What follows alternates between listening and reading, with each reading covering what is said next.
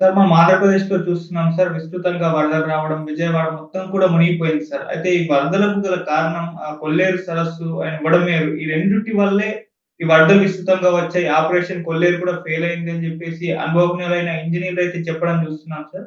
అసలేం జరిగింది కొల్లేరులో గానివ్వండి, ఇప్పుడు బుడమేరులో కానివ్వండి, వరదలు ఇంత ఎత్తున రావడానికి గల కారణాలేంటి సార్? ఇప్పుడు విజయవాడ వరదలు మనం చూస్తున్నాం. ఆగస్టు 30, 31 తేదీ 36 గంటల్లో 26 సెంటీమీటర్ల వర్షం అనేది కురిసింది. 2005 తర్వాత ఇది అతిపెద్ద వర్షం. దానివల్ల ఇప్పుడు దాదాపు 15 మంది చనిపోయారు. కొన్ని వందల పశువులు చనిపోయినాయి. కొన్ని వేల కోట్ల ప్రాపర్టీ నాశనం అయిపోయింది. 3,00,000 మంది ప్రజలు వరదల్లో ఇప్పటికీ చిక్కుకొని ఉన్నారు. వాళ్ళకి ఆహారం కూడా దాదాపు 30, 40% ప్రజలకి ఆహారం అందలేదని చెప్తున్నారు. చంద్రబాబు చేసిన ఫోన్ సర్వేలో కూడా 30% పీపుల్‌కి ఆహారం అందలేదని తెలిసింది. చంద్రబాబు కూడా చాలా ఆగ్రహంగా ఉన్నాడు. అధికారుల మీద, మంత్రుల మీద. ఈ కాంటెక్స్ట్‌లో అసలు కారణాలేంటి అనేది ఇప్పుడు చర్చిస్తున్నాడు. ఎప్పుడైనా కూడా ఇటువంటి ప్రమాదాలు జరిగినప్పుడు తక్షణ కర్తవ్యం బాధితులకి సహాయక చర్యలు అందడం, ఫుడ్డు, మిగతా విషయాలు మందులు, పాలు, నీళ్లు ఇవి అందించడం. దాని తర్వాత అసలు దీనికి కారణాలేమిటి? ఎటువంటి భవిష్యత్తులో రాకుండా ఉండాలంటే ఏం చేయాలి? అనేది కూడా చర్చించుకోవడం అవసరం. ఈ యాంగిల్‌లో కొంతమంది ఈ రంగాల్లో పనిచేసిన ఇంజినీర్లు, ఎన్విరాన్మెంటలిస్టులు బయటకొచ్చి మాట్లాడుతున్నారు. వాళ్ళేం మాట్లాడారనేది మనం చూద్దాం. ఇందులో ప్రధానంగా 2 విషయాలు. ఒకటి కొల్లేరు కొంప ముంచింది. అంటే ఆపరేషన్ కొల్లేరు ఫెయిల్యూర్ కావడం వల్లనే ఈ ప్రమాదం జరిగిందనేది ఒక యాస్పెక్ట్. రెండోది బుడమేరు చుట్టుపక్కల బుడమేరు నది పరివాహక ప్రాంతం ఏదైతే ఉందో దాన్ని ఆక్యుపై చేసుకొని కాలనీలు కట్టేశారు. అందువల్ల కూడా ఈ ప్రమాదం చోటు చేసుకుంది. వరదలకి 2 కారణాలు అని చెప్తున్నారు. ముందుగా కొల్లేరు గురించి మనం బ్రీఫ్‌గా చెప్పుకుందాం.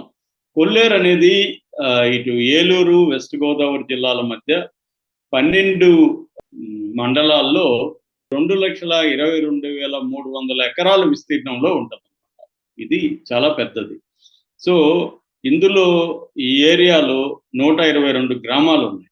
అయితే ఇక్కడ ఏం జరిగిందంటే పర్యావరణ పరిరక్షణ కోసం కొల్లేరును కాపాడాలని చెప్పి కొల్లేరు అభయారణ్యంగా ప్రకటించారు. 77,138 ఎకరాల్ని కొల్లేరు అభయారణ్యం అంటే శాంక్చురీ, దాన్ని ప్రొటెక్ట్ చేయాల్సిన ప్రాంతంగా చేశారు. ఇక్కడ మామూలుగా కొల్లేరులోకి ఇప్పుడు బుడమేరు వల్లనే కదా విజయవాడ జరిగింది. బుడమేరు, రామిలేరు, తమ్మిలేరు, గుండేరు, ఎల్లకాల్వ ఈ వాగులు నదులు కొల్లేరులోకి వెళ్తాయన్నమాట. అందువల్ల కొల్లేరులోకి వెళ్ళి కొల్లేరు నుంచి పెదయండ్లగాడ దగ్గర ఒక వంతెన ఉంది. ఆ వంతెన ద్వారా సముద్రంలోకి వెళ్తాయి వాటర్. ఇది ప్రాసెస్ అన్నమాట. ఇప్పుడు ఈ ప్రాసెస్‌ని డిస్టర్బ్ చేశారు. ఇప్పుడైతే ఆ వంతెన దగ్గర 12 అడుగుల నీళ్లుంది. అది గాని ఇంకొక అడుగు పెరిగితే దాదాపు 13 లంక గ్రామాలు మునిగిపోయే ప్రమాదం కనిపిస్తుందంటున్నారు. మళ్ళీ 5వ తేదీ అంటే రేపు పెద్ద ఎత్తున వర్షం కురవబడబోతుంది. అల్పపీడనం బంగాళాఖాతంలో రాబోతుందని కూడా వార్తలొస్తున్నాయి. సో, అందువల్ల ఇది జరిగింది. సో, ఇప్పుడు ఆపరేషన్ కొల్లేరు అనే దాన్ని అనౌన్స్ చేశారు. ఈ ఆపరేషన్ కొల్లేరు ఏందంటే, ఈ కొల్లేరు ప్రాంతంలో చేపల చెరువులు అంటే దాదాపు వేలాది ఎకరాలలో చేపల చెరువులు, రొయ్యల చెరువులు వేసేసుకున్నారు. దానివల్ల కొల్లేరు ముఖద్వారం అంతా చెరువులతో నిండిపోయింది. ఈ చేపల చెరువులు, రొయ్యల చెరువుతో.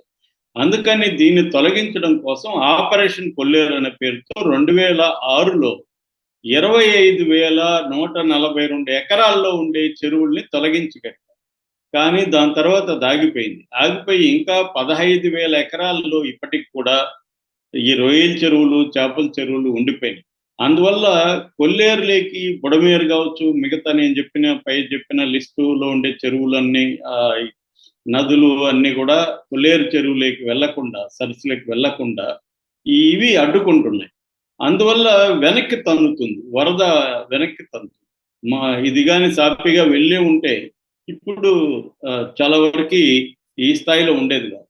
ఇది బేసిక్గా కొల్లేరు ముఖద్వారాన్ని ఈ రొయ్యల చెరువులు, చేపల చెరువులు ఆక్యుపై చేసేసి బుడమేరు నుంచి మిగతా నదుల నుంచి, వాగుల నుంచి వెళ్ళే వాటరు కొల్లేరు లేక్ సాఫీగా వెళ్లకుండా అడ్డుపడుతున్నాయి. ఇది మానవ తప్పిదమే. జగన్ మానవ తప్పిదం అన్నాడని విమర్శించారు. జగన్ చెప్పిన మానవ తప్పిదం ఏంటంటే చంద్రబాబు ఇంటి కోసం ఇది 11 గేట్లు బుడమేరు దగ్గర ఎత్తేసారు. దానివల్ల మానవ తప్పిదం ఇదని జగన్ చెప్తున్నాడు. కానీ నిజానికి దీనికి చంద్రబాబు బాధ్యుడు, జగన్ బాధ్యుడు, అన్ని పార్టీల వాళ్ళు బాధ్యులు. ఎందుకంటే ఈ చెరువులు ఒక పార్టీ వాళ్ళదే కాదు. ఏ పార్టీ అధికారంలో ఉంటే ఆ పార్టీకి చెందిన వాళ్ళు ఆక్యుపై చేస్తూ ఉన్నారు. మనం ఇప్పుడు హైదరాబాద్లో చూస్తున్నాం కదా, అదే జరుగుతుంది ప్రతి చోట కూడా. సో ఇది ఒక రకంగా ఈ కొల్లేరు చెరువుని, కొల్లేరు సరస్సుని పరిరక్షించకపోవడం వల్లే ఈ ప్రమాదం జరిగిందనేది ఒక ఆస్పెక్ట్. ఇక రెండోది బుడమేరు. బుడమేరు మైలవరం కొండల్లో పెద్ద వాగు అనమాట ఇది. దీని నిజానికి మేజర్ డ్రెయిన్ అని పిలుస్తారు. పెద్ద నది కూడా కాదు, మేజర్ డ్రెయిన్ అంటారు అనమాట. ఇది అరిగిపల్లి, కొండపల్లి ఈ 2 కొండల మధ్య గుండా మొదలయ్యి ప్రవహిస్తుంది. కృష్ణా గోదావరి పరివాహక ప్రాంతం గుండా వస్తుంది అనమాట. యాన్యువల్ గా దీని కెపాసిటీ 10 నుంచి 11,000 క్యూసెక్కుల వాటర్ మాత్రమే. అంటే ఎంతో తక్కువ కెపాసిటీ ఉన్న ఒక పెద్ద వాగుగా మనం చెప్పుకోవచ్చు. అయితే దీనికి ఏమవుతుందంటే కృష్ణా గోదావరి పరివాహక ప్రాంతాల మధ్య ఇది ఉంటది. దీంట్లో 2005లో 75,000 క్యూసెక్కుల వాటరు అప్పుడు వచ్చింది. అప్పుడు కూడా వరదలు వచ్చాయి మనకి. 2009లో కూడా ఈ ప్రాబ్లం వచ్చింది. ఇప్పుడు కొత్తగా మనకి ఇప్పుడు వచ్చింది 45,000. అంటే 2005లో వచ్చిన దానికంటే కూడా ఇప్పుడు తక్కువే వచ్చాయి. కానీ ఇప్పుడు ప్రమాదం ఎక్కువ జరిగింది. దానికి కారణాలు కూడా నేను తర్వాత చెప్తాను. ఏదేమైనా బుడమేరు అనేది ఇప్పుడు వాటర్ ఎక్కువ వచ్చాయి. అందుకని 2009లోనే బుడమేరు ఒడ్డున రీటైనింగ్ వాల్ నిర్మించాలని ఇంజనీర్లు చాలా మంది సలహాలు ఇచ్చారు ప్రభుత్వానికి. ప్రభుత్వం నిర్మించడానికి కొంత ట్రై చేసింది, కానీ మళ్ళీ అది ఆగిపోయింది. రిటైనింగ్ వాల్ గా నుండి ఇప్పుడు వేలాది మంది సేఫ్ గా ఉండేవాళ్ళు.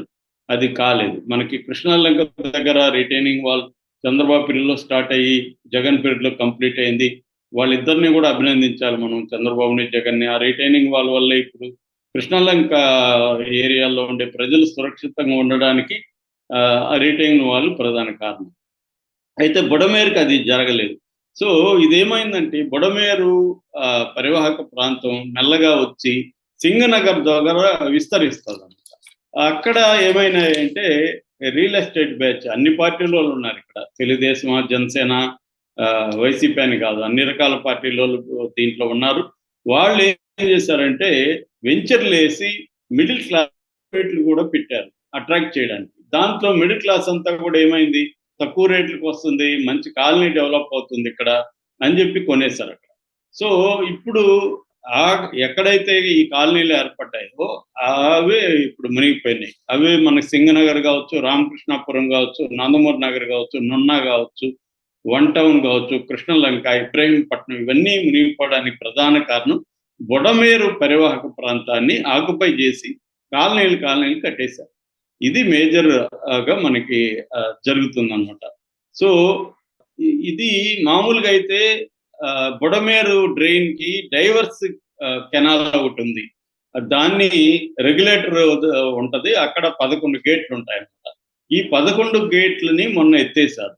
దీనివల్ల కూడా మామూలుగా పవిత్ర సంఘం దగ్గర కృష్ణానదిలో కలిసే వాటర్ ఇటుపక్క వచ్చేసి విజయవాడ నగరానికి వరదలు రావడానికి ఇది కూడా ఒక కారణం. జగన్ ఈ పాయింట్ అయితే చెప్పాడు, అది చంద్రబాబు కోసం ఎత్తారని చెప్పారు, కానీ ఇది కూడా ఒక కారణం అని ఇంజనీర్లు చెప్తున్నారు.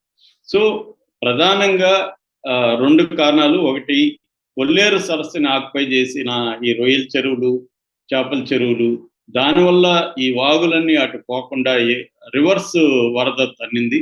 అట్లాగే బుడమేరు ని ఆక్యుపై చేసి బుడమేరు కోర్సుని ఆక్యుపై చేసేసరికి ఆ బుడమేరు వాటర్ అంతా కూడా ఆ కాలనీలకి వెళ్ళిపోవాల్సిన పరిస్థితి ఏర్పడింది. ఈ 2 ప్రధాన కారణాలు అని చెప్తున్నారు. ఇప్పటికైనా కూడా చంద్రబాబు ప్రభుత్వం ఈ కారణాలను విశ్లేషించి జగన్ను ఇంకొకరిని తిడుతూ కూర్చోకుండా ఇప్పుడు ఏం చేయాలి, ఈ ఆక్యుపేషన్స్ ని ఎలా తొలగించాలి దాని కాలువని ఎలా మళ్ళీ పునరుద్ధరించాలి, దాని కెపాసిటీని కూడా పెంచాల్సిన అవసరం ఉంది. 11,000 క్యూసెక్కుల నుంచి దాన్ని 40,000 30,000 స్థాయికి కూడా పెంచాల్సిన అవసరం ఉంది.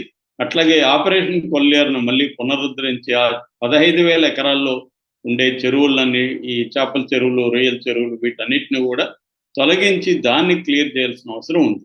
ఇవి జరగకపోతే భవిష్యత్తులో విజయవాడకి ఇంకా సివియర్ ముంపు వచ్చే అవకాశం అయితే ఉంది. Okay sir. Thank you so much.